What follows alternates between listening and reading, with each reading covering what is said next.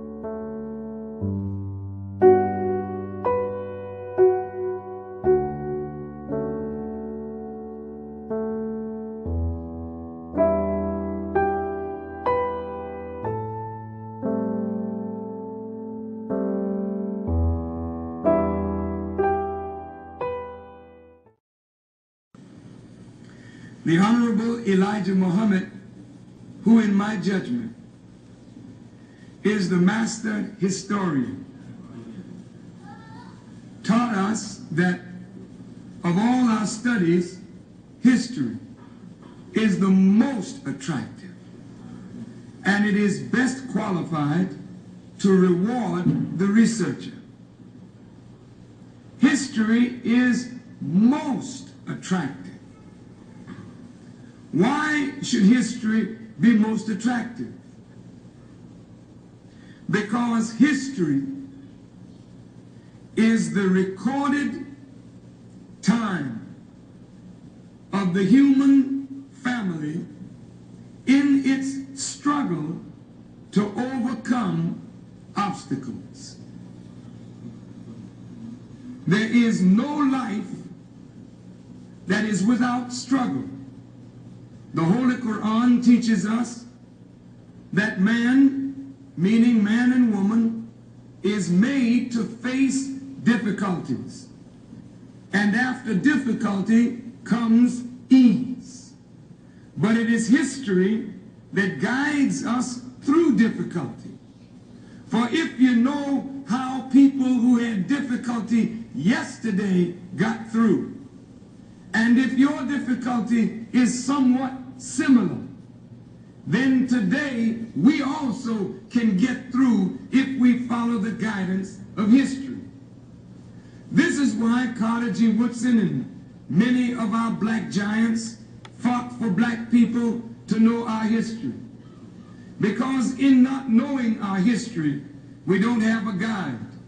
And without a guide, we are lost. No wonder the Bible...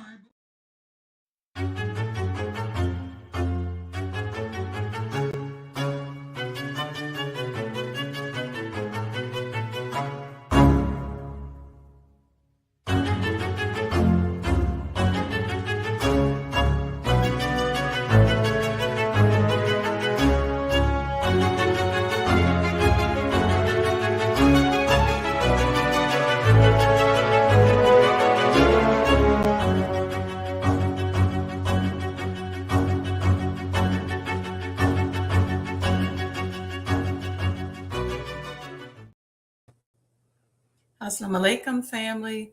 Wa alaikum salam to those of you already in the chat. Good morning, Brother Lamont. Assalamu alaikum. Good morning, Brother Javan. Wa alaikum salam. Good morning, Brother Victor. And wa alaikum salam, Brother Victor. Wa alaikum salam, Sister Sajdah. Yes, happy Saturday. Thank you all for joining already. I put some definitions here in the chat. First off, before you start, let me make sure you know, this is our new series on the proper handling of people. So if you like this kind of content, like and subscribe to the page so that you can get notification. This is a series that I'm starting, that I've been working on. And this is what I want to say about it before we start. And so let me set this up. So many times we're taught as business people how to deal with customers and people from our perspective, right? We don't want people to think we're lame. We're always defending something. We don't want people to think that we're not powerful. We don't like people to think we're not educated. Wa alaikum salam, Sister Marva. We don't want people to think that we're not educated. We don't want people to think we're a pushover and that they can get over on us. We don't want people to think that we ain't got no money. And we don't want people to think that we don't know what we're doing. And so we approach our relationship with people, our relationship with money, our relationship with our customers, our relationships at work from that vantage point. And that vantage point, really, it's a fear. It's a fear of misidentification. When we approach things from that fear, it causes us to mishandle things. And it can cause us to mishandle the very thing that could make us wildly successful. And that's why we're going to dig into the proper handling of people over the next few weeks. I put some definitions here in the chat. So if you're in the chat, you'll see them. If not, I will show them. Let's see. So let's start with handling. It's called the proper handling of people. And let me also say this. When you go out on the internet, there's tons of information out there how to deal with toxic people, how to deal with controlling people, how to deal with negative people, how to deal with manipulative people, how to deal with narcissists, how to deal with all these other things. But what about us? What about how should I be? Not only in order to attract to myself what it is that I want, but how do I get healthy? See, oftentimes there's so much attention placed outside of ourselves that we just continue to repeat the cycle of behaviors over and over and over again. A lot of us reject techniques or fundamental ways of doing things, especially if they're given to us in a religious context, we think. And I just want to say that to people who have an issue with that. Yes, I'm a business person, but my foundation, my fundamental way of being and living and moving and operating is through Islam as taught to us by the Honorable Elijah Muhammad and the Honorable Minister Louis Farrakhan. There are some fundamental techniques that are taught within our teachings that I think should be required reading and required learning in every school and every corporation. This concept of proper handling of people, it's a take on the Dale Carnegie work of proper handling of people. And the Honorable Elijah Muhammad is so skilled at taking techniques and incorporating medicine that addresses us as Black people specifically. And so that's, what this series is. It's interesting because so much of who we are as Muslims in the Nation of Islam is based on a way of life, a way of being, a way of thinking. And a lot of people will say, I don't get into religion. I ain't feeling that. But you're going to need some divine intervention to get you where you're trying to go, because you can't defeat this person, this system that's now become a system that has been set up for 400 years. And even if you don't believe that it's racist, which I don't know how you could not believe that, or racially biased, but even if you don't believe that, we're not talking about that. We're talking about you and I rising above emotions into the thinking of God,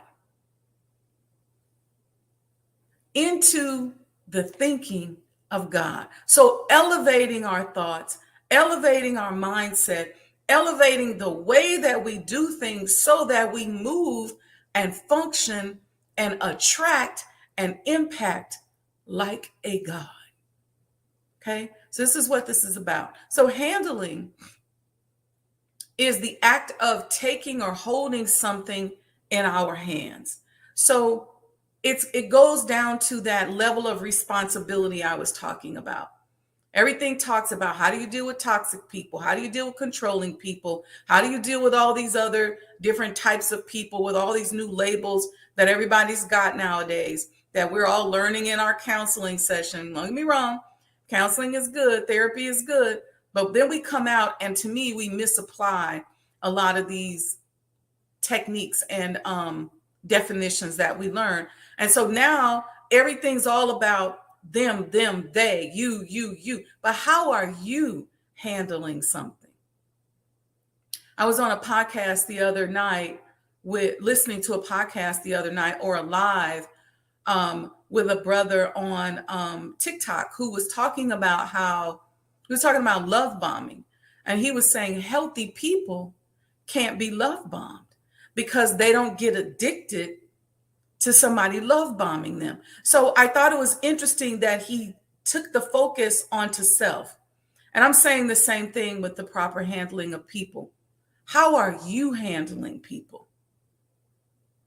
See, a lot of us learn business from pimps, from hustlers, because that's all we see. That's all we know. We learn business from, our mama who always had to go up to the store and cuss somebody out, or our daddy who always was fighting somebody, or local people in the street who sell drugs and we just watch, or the corner store person who's a predator, who's not from our community, who's brought in bad goods and services. These make up the accumulation of our mindset of how to do business.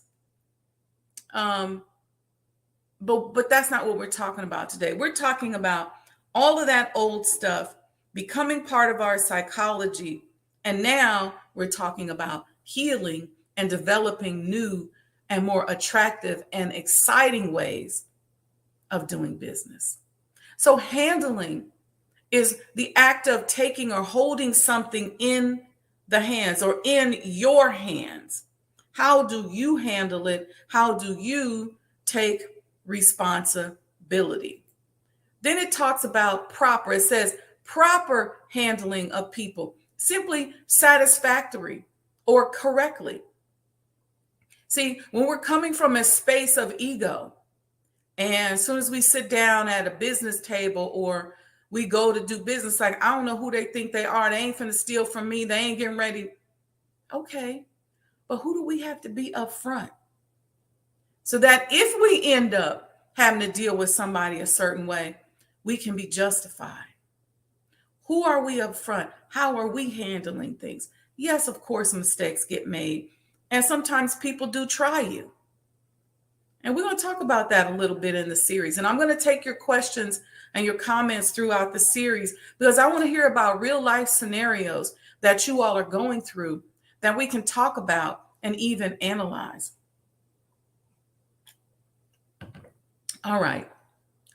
When I say proper, I think that's to imply that there's an improper way that is not in accordance with certain accepted rules or standards of morality or honesty. We're going to get into that a little bit because I know a lot of people reject that. I remember one time I was working with a guy and he said to me, he said, you know what your problem is, Wendy? You got to learn how to give it to people like they give it to you. I was like, what does that mean? And he was actually talking about somebody that he felt like I should have cursed out and I chose not to. And don't get me wrong, I'm not at all perfect, okay? And I can get with somebody like the best of them. I'm good with my words and I'm extremely intuitive. So you really can't get past me on too many things. But I've learned how to pick my battles. I've learned when to say something and when not. I've learned that a lot of times when I see things, because remember, I'm one of these empaths and extremely sensitive people. So I will see things, hear things, sometimes before it even happens, and know that it ain't right and know that you ain't right.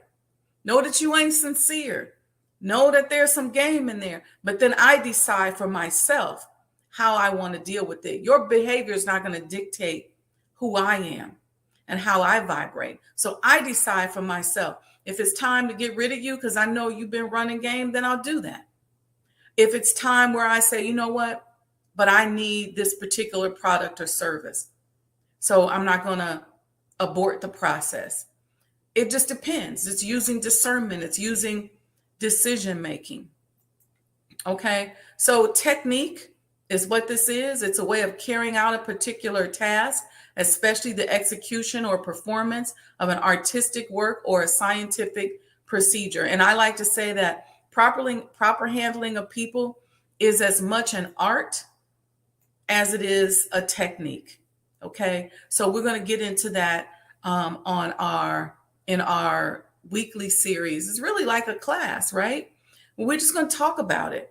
And I think what's so powerful about subjects like this is the way your brain works, if you allow yourself to be emotionally intelligent, is that once you raise the awareness is the mother or the foundation of doing better. Once you know better, you do better. I spent time getting certification as an emotional intelligence coach. I had people asking me at that time I was working for a corporation, or I was subcontracting, I think, for a company doing business consulting. And people asked me, why would you do that as a business consultant? Because it's important. It's important for me because I'm extremely sensitive. So I needed to know how to manage my emotional intelligence because I'm going to see everything. I'm going to feel the vibration when it ain't right. I'm going to feel it when it's right. the idea is to control ourselves. Okay, so y'all all right on here? Everybody good? You got your tea, you got some coffee. I made some chai this morning. A lot of people asking me about these thermoses. We sell these on the Sajdah House site. So make sure you like and subscribe, and make sure that you support the completion of the Honorable Elijah Muhammad House. You can do that by, you can Cash App, you can Zelle, you can go to Sajdah House Donations if you want to use your credit card, SajdahHouseDonations.com. You can Cash App $Mo today. It's right there on the bottom of the screen, MOETODAY. And you can become a sponsor. You can purchase a commemorative Elijah coin. We are working to finish the home. And it's one of those projects. It's not been easy. Preservation is tough work.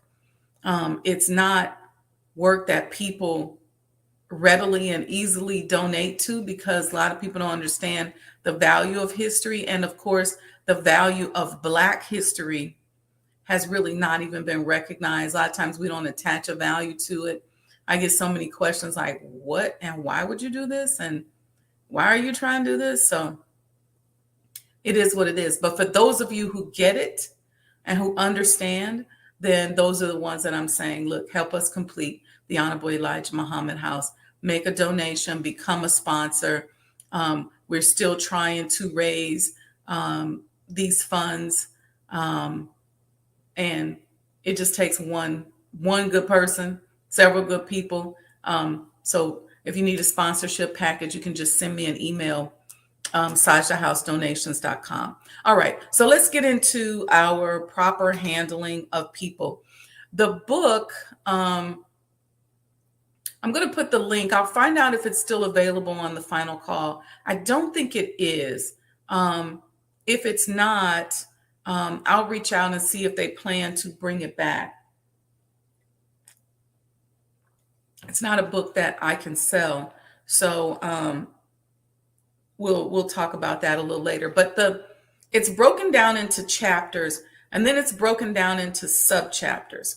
Okay, so then there's chapter 1, and the sub-chapter of chapter 1 is entitled Fundamental Technique in Handling People. We talked about the meaning of fundamental. Let me give that to you all again. Fundamental is forming a necessary base or core of central importance. Okay, I don't think I went over that one. Fundamental is your basis. That's where I was going when I was talking about emotional intelligence and awareness being the mother of emotional intelligence. Well, this is the fundamental or the core technique that's important for us when we're handling people. Okay. And if you bring me on to your team as a business coaching or a business consultant, I'm going to really help you unpack your money psychology and your business psychology. So the way you do business, where does that come from? And we can dissect what is good and what is bad. What's going to help you get in front of some checks and what's going to prevent you from getting in front of some checks. So, but this is one of the fundamental techniques and fundamental cores that we will dissect and talk about, because what happens is a lot of us hear these things in theory, but we are not yet good at putting them into practice. So the fundamental technique in handling people there's 3. I'm going to read them and we'll talk about them. I want you all to comment in the chat. Number 1, don't criticize, condemn, or complain. Now we're going to apply this to us as business people. Okay. So we're not standing around in front of our employees and our business people criticizing, condemning other people, and complaining. Number 2, give honest, sincere appreciation. Number 3, arouse in the other person an eager want. So what is the fundamental there? I see it as the fundamental is always to be solution oriented. You don't want to be standing around criticizing, because being overly critical can be detrimental to your business. You don't want to condemn people, places, things. You just don't want to be that. And you don't want to be complaining. You want to be focused on the general outcome. That's why it's important for you to write a mission statement and have goals and set your intention up front. And that becomes your eye on the prize. Then when it talks about giving honest, sincere appreciation, being honest, and what it means is not being fake. So don't tell somebody something that you don't necessarily believe is true or that's not true. You want to be sincerely appreciative. One of the things, there's two words that I use most in my business dealings, and it's thank you. If I'm at a restaurant and we're having a meeting and you bring me water, I say thank you. Every time that waiter comes in my face, thank you. When I'm working with my staff or my team, it's thank you. Because you want to arouse in the other person an eager desire to support you. And oftentimes when you make a person feel good, it's easier, much easier to get things out of them. I see Brother Samuel X. Clark just said, I always say winners train, losers complain. Beautiful. I love that. That's beautiful. Okay. So let's go to the next subchapter. Okay. I think we got those basics. Okay. Don't criticize and complain or condemn. Give honest, sincere appreciation and arousing the other person an eager want. This goes for your employees. This goes for your vendors. And let me tell you something. If you're working somewhere, use these techniques on your boss. Because in every way, we should be grateful. The second subchapter is ways to make people like you.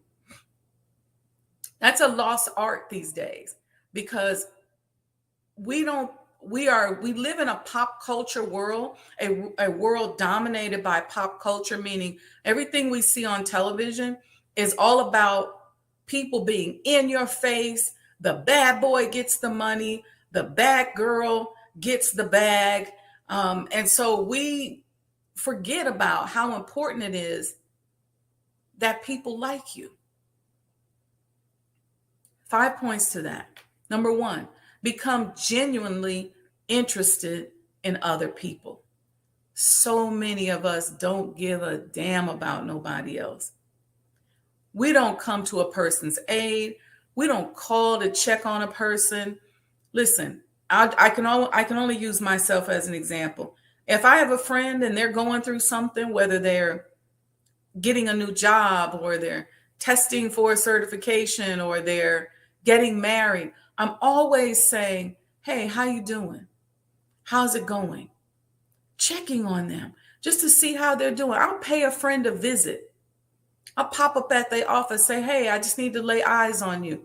Make sure you okay. Become genuinely interested in people. Everything is not always about you. And it's so easy in this world that we live in to make everything about us. It's like, let me take a selfie. Let me show people what I got. Let me get this. But I always say, in order to receive, you have to learn to give. Number two is smile. Some of us don't even smile. We just walk around. We mean mugging. You know, we got this thug attitude when it comes to business. You know, we act nice in certain settings, but when it comes to money and business, we think that we got to act like a thug. We got to mean mug. We got to be a predator. Smile. Smile gets you a lot of things. I've been walking with people, whether it's in an airport, whether it's international, and I'm smiling at people. I'm acknowledging people. I'm saying thank you. And you'd be surprised at what that gets you. Number three, remember that a man or woman's name is to them the sweetest and most important sound in any language. So when you have your waiter comes up at a restaurant and says, hi, I'm Gina. I'm going to be serving you today. Remember Gina's name. So when Gina comes back with your bread or your appetizer, you can say, thank you, Gina. Right? When something happens, you can say, "Oh, Gina, can I help you?" Or let me tell you something, Gina, or whatever. If you're working with an employee, know their name. A lot of times, some of us are bad with names. So when a person gives you their names, associate it with something. Say it 3 times to yourself. But don't hesitate if you don't remember somebody's name to say, "I'm sorry, what's your name again?" Sometimes you got to get crafty about that, right? Because sometimes people are just so nice and you didn't catch their name at the beginning. You got to be okay with saying that because you want to give them their name back to them. If you have an employee that's struggling with something, you want to be able to say, "You know what? How are you doing, Gina?" It's a difference when you walk up to a person. Let's say you own a restaurant. I'm using a lot of restaurant examples today. Let's say you own a restaurant and Gina's one of your waitresses and you can see she's having a bad day. It hits different when you say, "How you doing?" versus, "Gina, how you doing? Is there anything I can help you? How can I be of service to help you do your job better today? How can I make you feel better? How can I?" And be willing to give of yourself. Number 4, be a good listener. Encourage other people to talk about themselves. Stop getting in a conversation with somebody, especially your employees, and then just running your mouth about yourself. I probably go to the extreme with this because my friends will tell me, like, "Why didn't you tell them this? And why didn't you tell them you have this background or that background?" And that's something that I know I have to work on, is speaking a little bit more about myself. Even as much as I'm on podcasts and as much as I'm on YouTube and social media, I don't really speak a lot and comprehensively about myself and about some of the ways in which I've been blessed. So there's a balance to that, right? And number 5, make the other person feel important and do it sincerely. Let me see what y'all talking about in the chat. Brother Javon says, "I'm upset with myself now for not seeing it that way, but Allahu Akbar for the brother and sisterhood." Yeah. I love the way you're taking the messenger proper handling of people in a business model. Yeah. We're applying our teachings that we've been taught, our supreme wisdom, to business, because I believe our next big thing that we have to do in our freedom fight is economic development. We have to establish these territories. We got to start with getting some subdivisions, some houses, but we got to learn how to conduct ourselves. And let me say this before I say anything else. And this is no slap on the people I'm talking about. I want to use it as an example. So I've traveled throughout Africa. I've been very, very blessed to be able to do that. When I went to Liberia, I was interested in Liberia because I know that Liberia was set up for and by free Black people from America. And in the interest of, the Honorable Elijah Muhammad talking about us establishing a separate territory, I just wanted to see it and I wanted to experience it. I knew it was an African country and I didn't expect it to be like Dubai, but I just wanted to feel what it was like. And when I was there, I am now what they call NTR. And Liberians call it NTR. It's never to return. I'm good on y'all, because the way that I felt that they handled each other and the way they handled people was so blatant.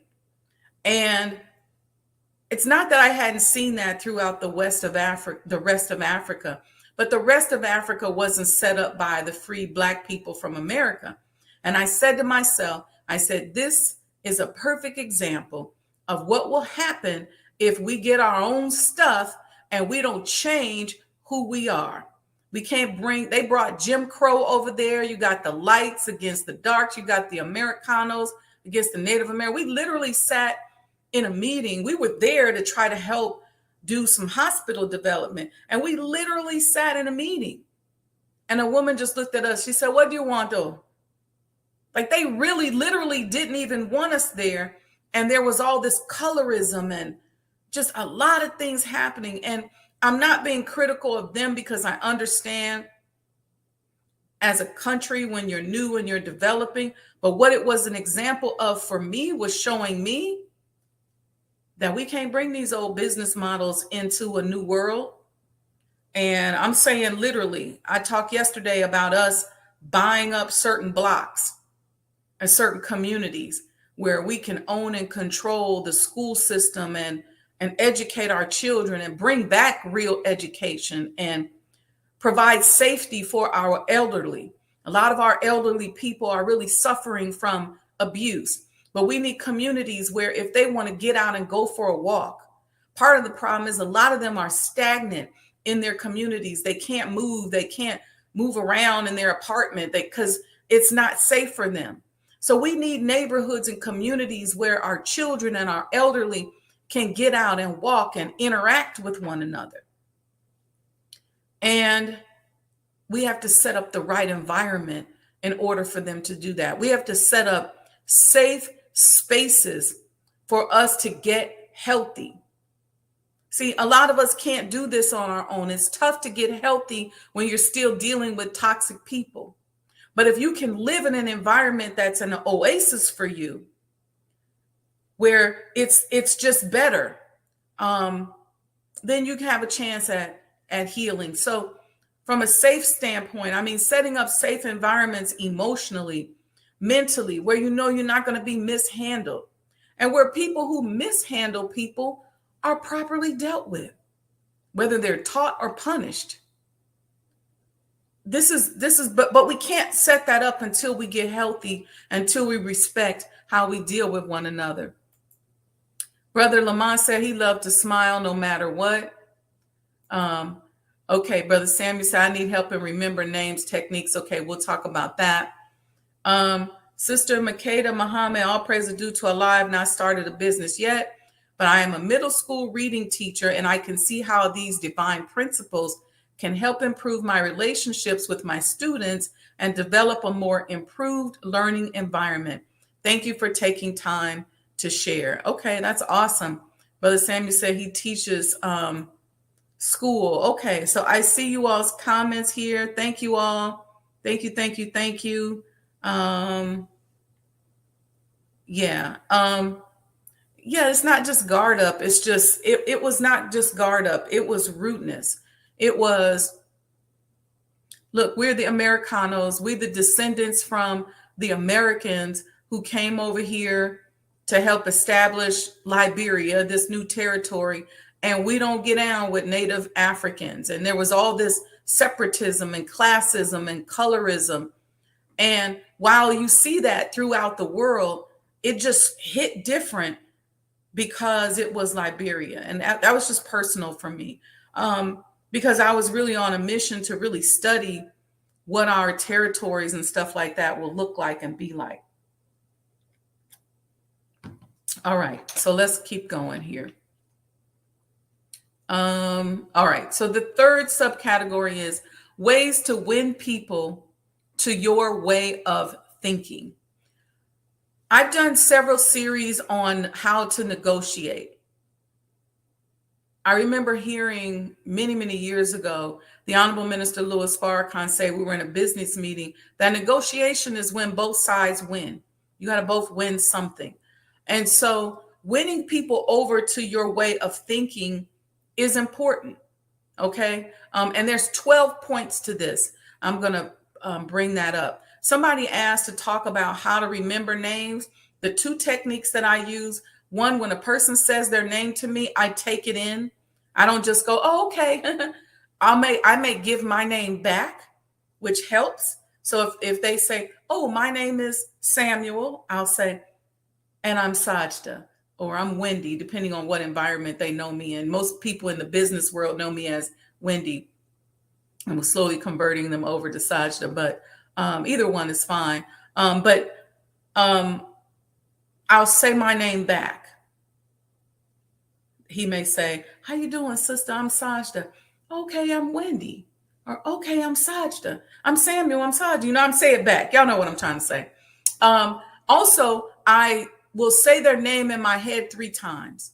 So I'll go Samuel, Samuel, Samuel in my head. And when they come back to me again, either in the meeting or at the table, I use their name. So if I'm using their name in a sentence, it's easier for me to remember. So if I'm a school teacher and they come up and they're turning their papers in, I say, thank you, Samuel, appreciate it. So I'm using their name back at them. That also helps to remember. You just got to practice. But if they introduce themselves or you ask them their name, say your name back, because you can associate their name with your name. Say their name to you 3 times. You can use some physical characteristic to remember, and then use their name in your conversation. That'll help you remember. All right. So ways to win people to your way of thinking. Here's 12. Number 1, the only way to get the best of an argument is to avoid it. I know some of us just love to argue. We love conflict. We love to debate. We watching Love and Hip Hop, and all we want to do is go off and snap, and we want to be cute in our ability to cause conflict. But guess what? That is not going to get you in front of more checks. Maybe if you want a reality TV show, but depending on how far you go with that, the money's going to dry up. So be careful with that. There's a time and a place where you got to get your point across, but don't just be picking arguments and starting arguments with people. Number 2, show respect for the other person's opinion.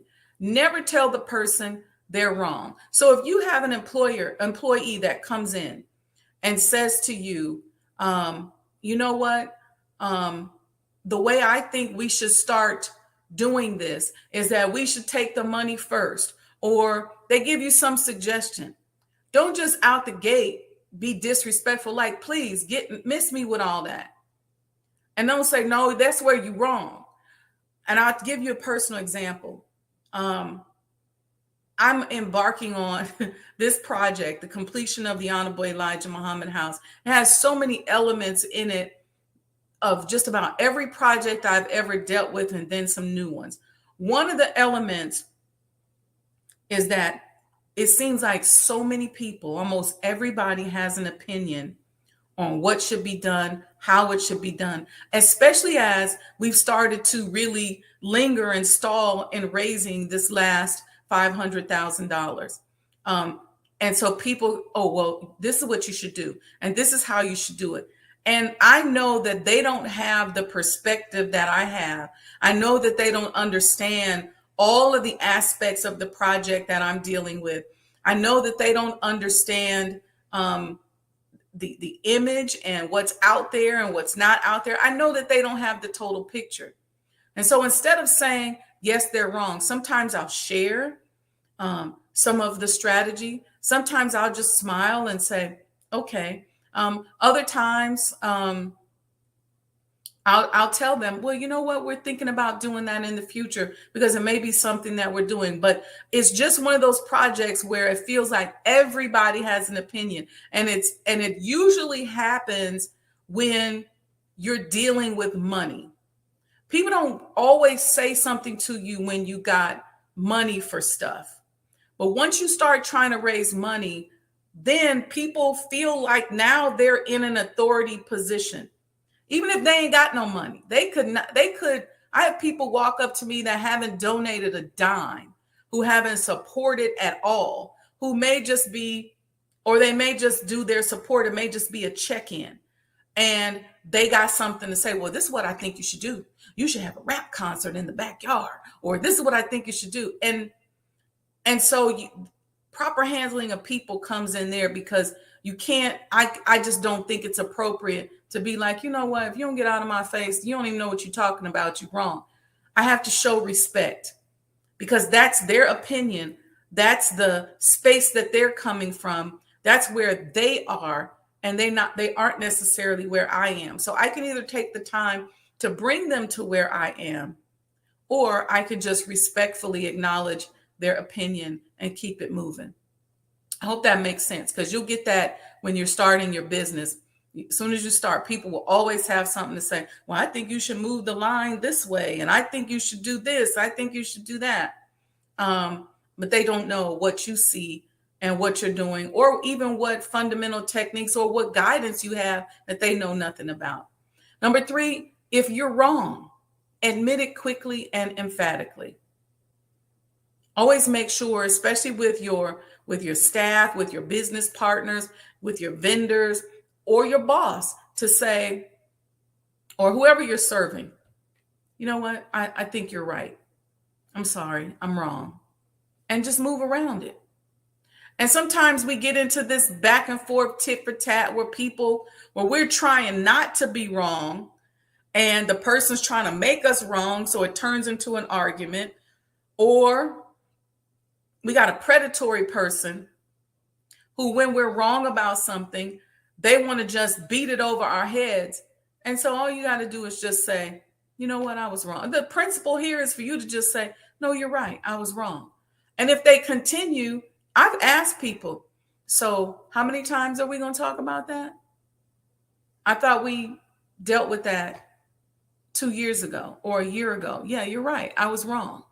Can we move on? And so I'll point out to them that they're being a predator. So number 4 is begin in a friendly way.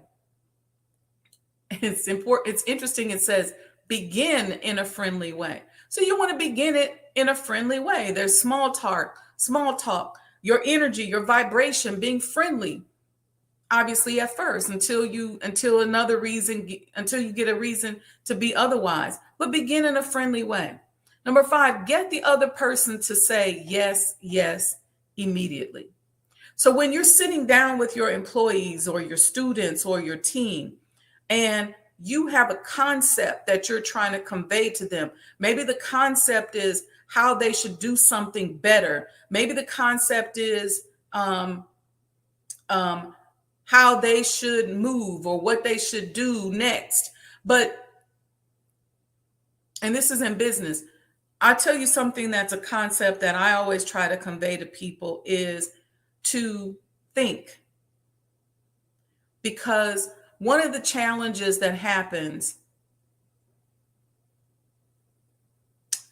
especially with us as Black people, and especially with us as Black people who are part of bigger organizations where we've already been taught to respect authority, but we move beyond the respect for authority into dependence on authority.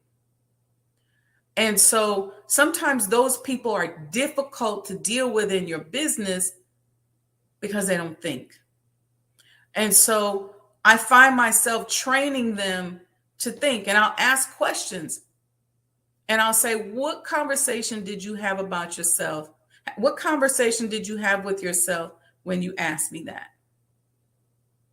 What conversation did you have with yourself when you decided to walk past that trash on the floor and not pick it up? And if they're honest, a lot of times they're really just waiting on somebody else to tell them to do it. What conversation did you have with yourself when you decided that you weren't going to support this particular project? Because a lot of times we're just waiting for somebody else to tell us to do it. Most of us have become institutionalized box checkers. So I'll give you another example. When we were building and developing the hospital in Maryland, I recognized that most people are just robotic box checkers. They're waiting for somebody else to either give them a list or some instructions on how they should do something. And so when I write my responses or requests or proposals, I understand what boxes they're trying to check. And that sets me up for later when I have a question with them, because I can say, okay, I understand what risks you're worried about. But, do you have this covered? And they may say, yes, I'm covered with that. Even with this project, I can go back to the Honorable Elijah Muhammad House Museum Development Project. And people I know are sitting around waiting for somebody to tell them specifically. I said, well, did the Honorable Minister Louis Farrakhan tell us to support? Is the Honorable Minister Louis Farrakhan with it? Is it a good thing? Did the messenger really live there? So I'm asking questions and they go, oh, yes, yes. Because we have to be broken out of this dependency where we think we need somebody else's permission in order to do good. We don't need somebody else's permission to do good. We just have to do good and be good. But a lot of us, it happens in corporate settings, it happens in church settings, it happens in governmental structures where we become so institutionalized that we are even waiting for somebody else to tell us how to think about something. We don't understand how to think independently and how to recognize, even for, I think what it is we're afraid of being wrong in our thoughts or being off. We're waiting for somebody to tell us what to wear, who we should marry, what we should be. So we're always looking for that. This is the product of this society in which we're living in. And to a certain extent, sometimes it's good because it can help us to self-correct and help us to correct, but we have to get to a point where we move beyond that. And so getting the other person to say yes, yes, immediately means that you got to go into the behind the scenes and try to understand why it is that they're doing what they do. And then that will be a huge technique to get them to win them over to your way of thinking. I'm sorry, I rambled on that and fumbled a little bit, but I think you guys understand. Number 6, let the other person feel the idea is theirs. So when you're talking to that person and you're getting them to agree to your points, it's a way in which you sort of back them into the concept and then they feel like it's their idea. So when I was putting the hospital together, I'm giving them all the risks that they're taught and told by their boss that they need to mitigate. And I'm showing them how I'm mitigating those risks and how this helps you check this box and this helps you check that box. Okay, are you really just trying to verify that the name and the address are accurate? Here's a third-party document that verifies that. And then when they check the box, they feel like it was their idea. The other thing is, let the person do most of the talking. Learn how to formulate your questions and your comments so that they start talking. Because people like to talk. People like to hear their name and they like to hear themselves talk. Try honestly to see things from the other person's point of view. This goes into empathy. Because a lot of times we're so focused on how do I get them to do this? How do I get them to see that they're wrong? How do I push them past this point that we lose track of the fact that that person has a point of view. And we need to be empathetic and understand that person's point of view before we can even win them over to our way of thinking. And so once we know their point of view, we hear their point of view, we can address their point of view. But if you don't know their point of view, you just talking and they're not hearing nothing. Number 9, be sympathetic with other person's ideas and desires. Everybody wants something. See, sometimes when we become so institutionalized, we disrespect a person's desires. Everybody showed up. Listen, I am a huge respecter of God and the fact that he deposited himself in each and every one of us. We all showed up on the planet as his expression and for a reason. And I don't care if you work for me in a very big capacity. I want to be clear on what it is that you want. If you tell me, hey, you know what, Sister Sajdah, I really only want to work here 3 years and then I want to open my own business, that's okay for me. Because as long as I know that, I can help you get to your own business and I can know how to deal with you from a planning standpoint on my side. You're not a long-term person that I should be grooming for a long-term position. You only want 3 years. I get it. But we have to know that about the person. What do they want? It's one thing to bring people into our organization and into our business and train them and tell them what to do and be so caught up in them checking the box. But it's another thing to say, what is it that you want? So one of the first questions that I ask my clients, whether it's my preservation consulting clients, business coaching clients, first thing I ask is, what do you want? What do you want? What do you want out of this relationship? What do you want out of what you're asking me to do? What is it that you want? Number 10, you want to appeal to the nobility or the noble motives in that person. Most people like to think that they're good people, but they don't get the results that they should get being good people because sometimes they don't know how to act like good people. So the heart is good, but because all they see is predatory behavior, they don't know how to act. And number 11, you got to dramatize your ideas. And number 12, throw down a challenge. I love placing a challenge on my employees and talking to them about, let me see how many coins you can sell. Let me see how many vendors you can sign up. Let's see, what are we saying here in the chat? Brother says, Sister Sajdah, there's a quote that says, great minds talk about ideas, average minds talk about events, but small minds talk about people. True. Self-discipline, yes, you're right, Brother Victor, is a great help. Yeah, this is the master art of questioning. You are so right. Yeah. They will criticize and expect you to get on board and be, yeah. That's a problem that a lot of us mistake that a lot of us make in leadership. Oftentimes as business owners, we're very, very critical of people. We dog people out with our language, with the way we do our policies and procedures, and then we expect them to be dedicated. And you know what? One of the biggest aha moments that I had in business was realizing that a lot of people are just there for a paycheck.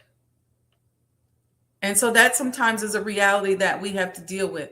I'm the kind of person, I like to give opportunities. I like to say, you guys probably notice when I put things together, I'm always like, look, I'm going to share revenue. So if we need $500,000 to complete the home, I'm willing to share revenue. If you sell a coin, I'll show revenue. If you sell a sponsorship, I'll share some of that. It's not even revenue. It's just what's coming in because I appreciate your efforts.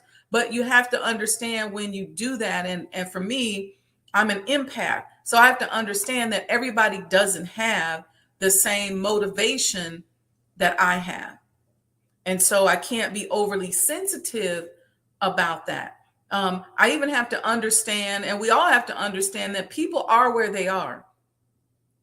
And they manage, they rule, they labor from where they are in life.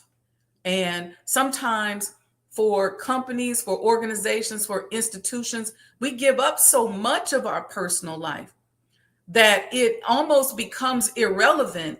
And so when you come and you have a goal or a desire that you're trying to express, sometimes your feelings get hurt because you wish they would pay more attention. And I think we have to get over that and understand that that just may be where that person is. But the biggest thing is stop putting so much responsibility for your development on your leadership. Whether it's your company, church, mosque, whatever, stop putting so much responsibility on that. You know, people who decide that they want to be the supervisor or the manager or the laborer or whatever, that's a big task.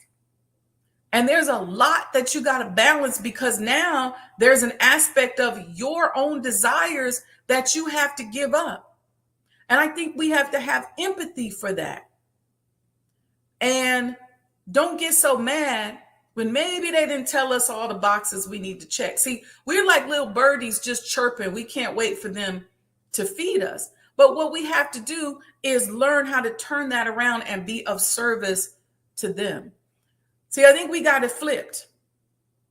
Those that are in charge, we're supposed to serve them, and we're supposed to serve up. And then in turn, they serve down. And so it's a cyclical relationship. But you know that let me see how to say this. You know that your obligations to God and to your own reason for showing up on the planet are yours and yours alone. And so you have to keep that in mind. You have to be honest with yourself. See, part of the problem, the reason why we end up messing up in our organizations and our businesses is because a lot of times, even as employees, we are not honest. And employers don't always allow us to be honest. It's like I was saying, I had somebody come to me and say, hey, I really just want to work here for the summer. Or I really just want to be here for about 3 years. And then I'm going to leave. I'm going to go have a baby. I'm going to stay home. Allow that person to be honest with you. And then you in turn learn how to be honest with them. A person may say to you, hey, I'm in school, so I can only give so many hours. Allow them that opportunity to be honest. You're going to get more out of people and then if they show up and say, hey, I got an hour I can be of service today. How can I help? Allow them to do that. And yeah, when we're trying to get stuff done, we do sometimes got to put a little bit of heavy hand down on somebody. But I think sometimes the open dialogue makes sense. And then even with that, when we're trying to push a business forward, a big business forward, a lot of times you got to do stuff that maybe ain't in your job description. You might need to clean up. We might need your help cleaning up. We might need your help doing security. And you say, well, that ain't what I'm here for. Well, that's what we need today. And you got to be okay with that as well. See, we are nation building. When you're opening up a business, that's like nation building. And so you got to be okay with doing stuff that maybe you shouldn't do. When we first started the clinics in Maryland, it'd be nothing for the end of the day for myself and my business partner, who's the surgeon, to be up in there cleaning up, sweeping out in front of the building in the morning. It's okay. It was nothing for us. Okay, I see a couple questions in here. Okay, question. Earlier you mentioned get the person to say yes, yes immediately. When they are trying to convince you of a flawed argument, should you be saying yes as you listen to their argument? Does that work against your proving your case? No, because yes can indicate that you're listening and you're understanding. I wouldn't say the words yes in a case like that when a person has, like a super flawed premise.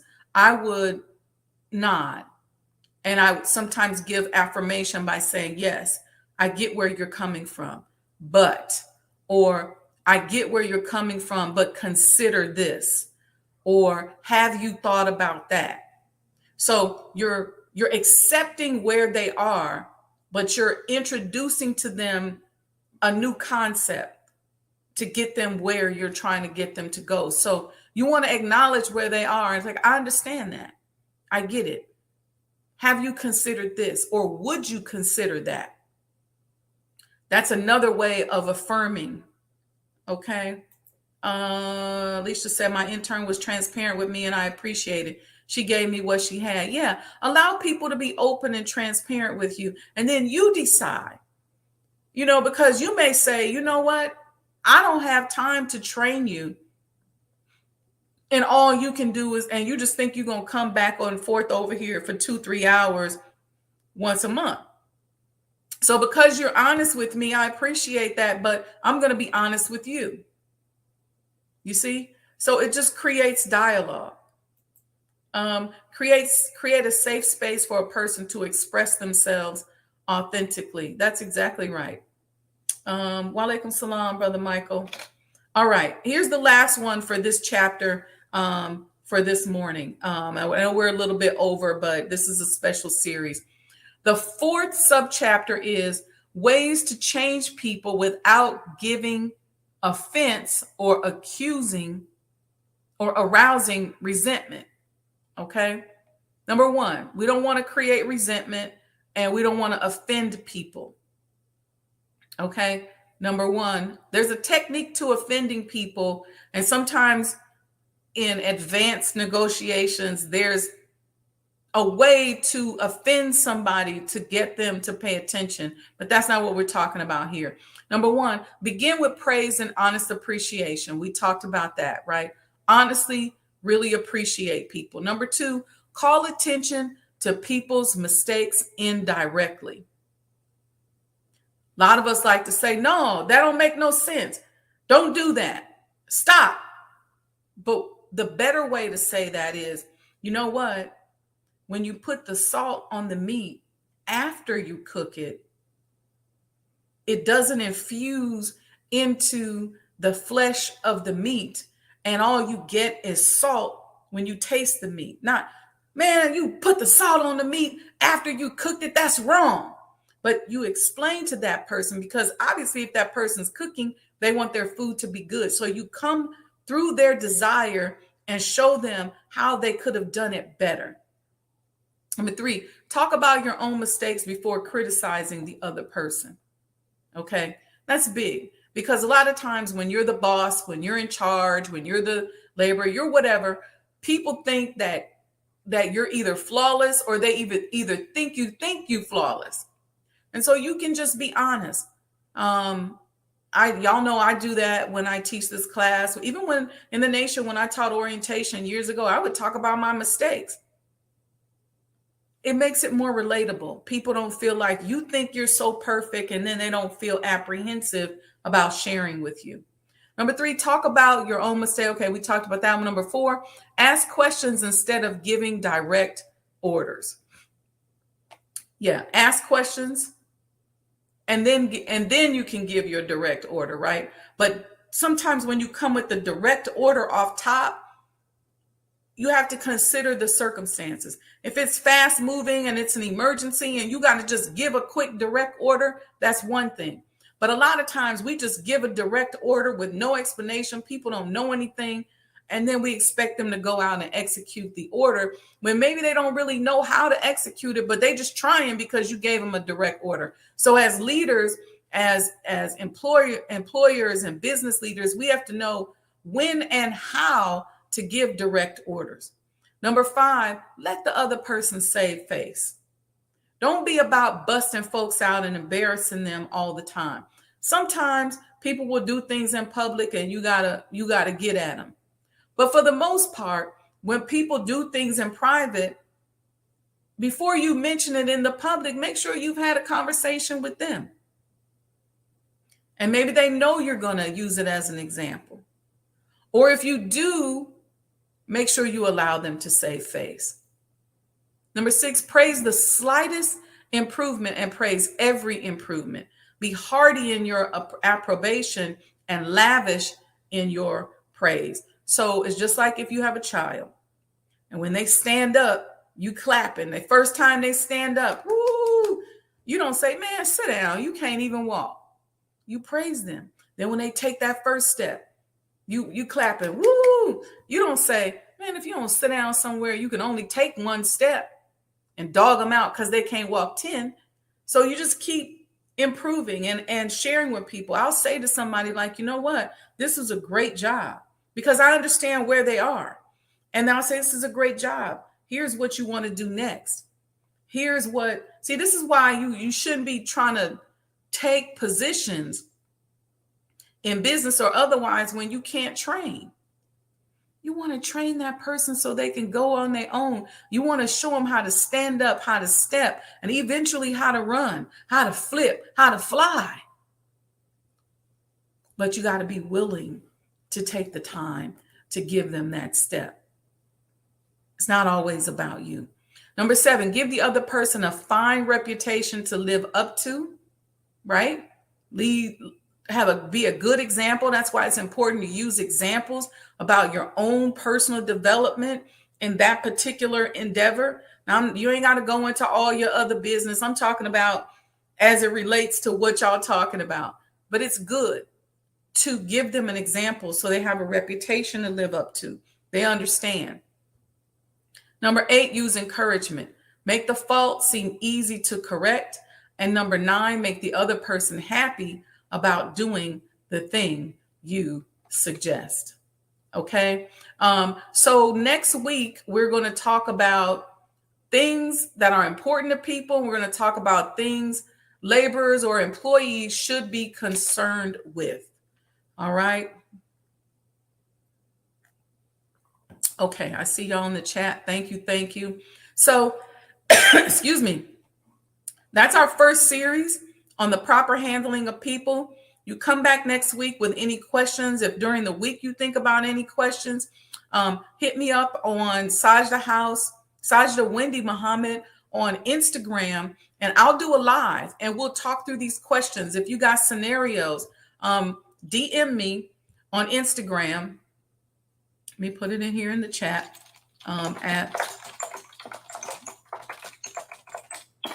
I don't really look at my Facebook DMs, so don't DM me there because you have so many predators that be in those Facebook DMs. I don't really deal with those. But the Sajdah House DMs, I look at more. And if I see one of you all's names, I'll definitely look at it. And so hit me up if you have any questions about the proper handling of people the first week.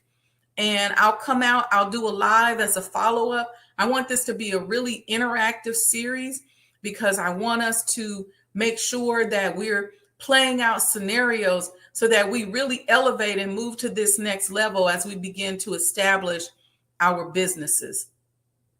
Okay. And if you, this will go up on YouTube. And if you want to share with anybody else as you're studying, and I'll find out about the book, I'll email the final call and see when the book is, or if the book is out there. Okay. Brother Samuel said, this is the most important series. Thank you so much. All praises due to Allah. I pray that everybody gets something from this. So anyway, with that, y'all know where to go to answer questions. If you want me to do a live on a particular subject, I'll give a live. If you want me to give an example of how it's something that I had to overcome or I had to deal with, I don't have a problem. You can be honest. If you give me specifics in your question, I won't bust you out or bust the people out. I will come back and try to give us a good way in which, a healthy way in which we can respond, in which we can move. But the idea here, you all, is we got to get healthy. We got to get healthy so that we can become wealthier, so we can experience more love, so that we can interact better, right? With our God, with our people. But the idea is us becoming healthier. And let me just say this. One of the things that I'm seeing a lot among Black people, and this is across the board in the mosque, in the church, in business, in pop culture, is we are so aggressive about diagnosing one another. Very aggressive with that. Oh, well, this is what's wrong with them. They need to go get some therapy. And this is, according to whether it's some technique that we use or whatever. I'm not even going to give it no life, but we always are diagnosing people. Stop diagnosing people and let's work on being better and let's help people. You see, in the 50s and 60s, they didn't, or even before then, they didn't have no special techniques. It was just love. It was, let me stop by my sister's house and check on her. Let me stop by my brother's house. Somebody passed away. Something happened. It was just love. It was love that got most of us to where we are today. Whether we went through some trauma and the trauma converted us and got us get ourselves together, but it was love from somewhere. Even if it was that little spark of love inside of us because we were in a bad environment, but it was love from somewhere that got us to where we are. So let's multiply that love. Let's be healthier.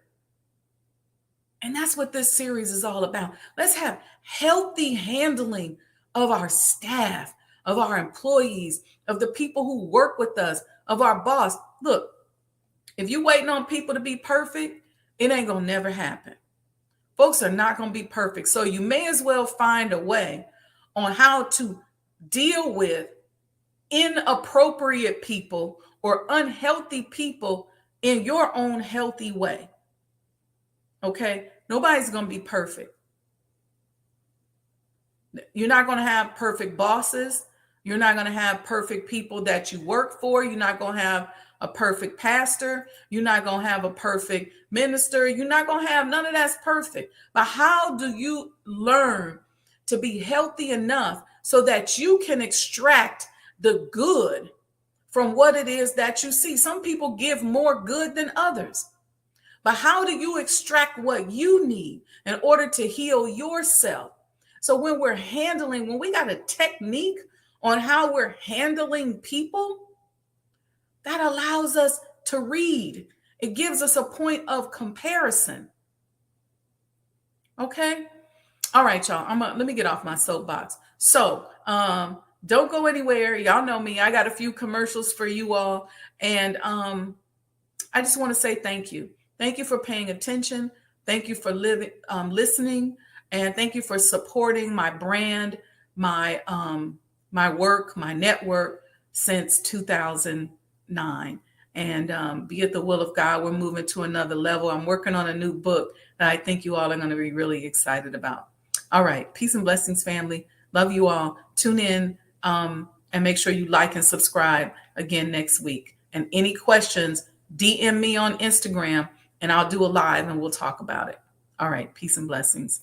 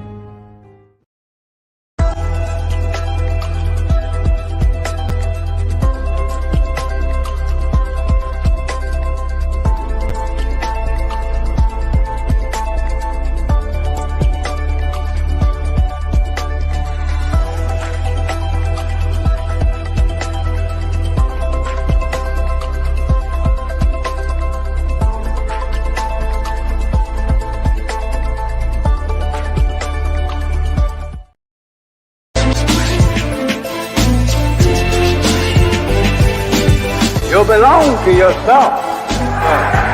You're an independent people, created from the nation of free people.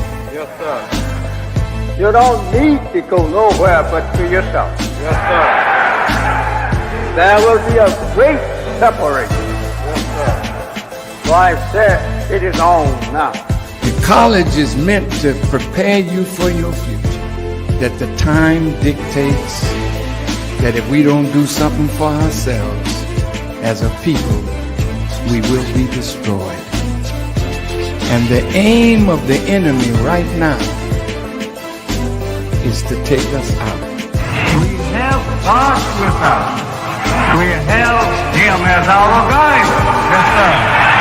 We don't have to stand around here and ask the question, what must be done? Yes, sir. Get up and let's go and do something. Yes, sir. We cannot sit down.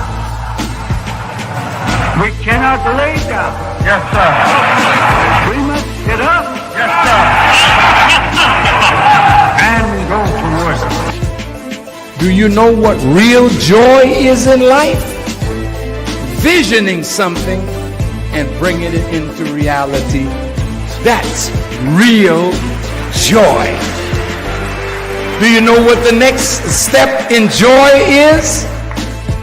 Behold how good and how pleasant it is for brethren to dwell in unity. Tonight, you need to fasten your seatbelts. We're going to hear from some of the greatest minds in the world. I don't know about you, but I'm tired of trusting our future and the future of our children into the hands of those who don't love us. I believe we need to revitalize black leadership.